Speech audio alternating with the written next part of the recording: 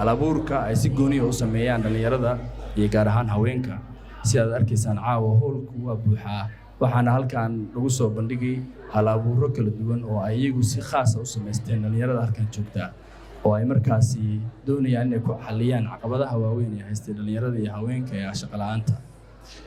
annagoo ah hay'adda si hab oo sanadkii saddexaad qabanayna shirkan horeyna uga qabanay magaalooyinka Boosaaso iyo Garowe waxaanu sanadkan gaalkacyo ugu dooranay maadaama ay gaalkacyo tahay magaalo dad badan joogaan fursado badan leh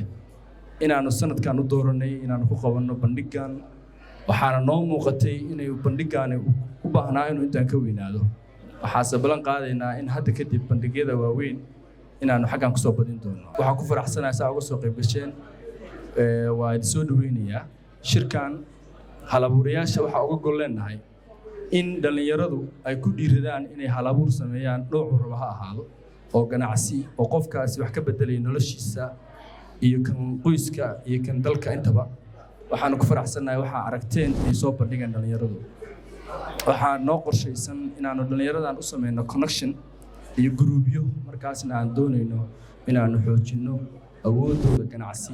iyo tababaro aan u sameyn doono markaasna aan rabno inay ganacsigooda u bedelaan hab digital ah si uu u gaaro meelo fog oo ka baxsan magaalada Gaalkacyo waxaan ku faraxsanahay mar kale in xafladan qabanay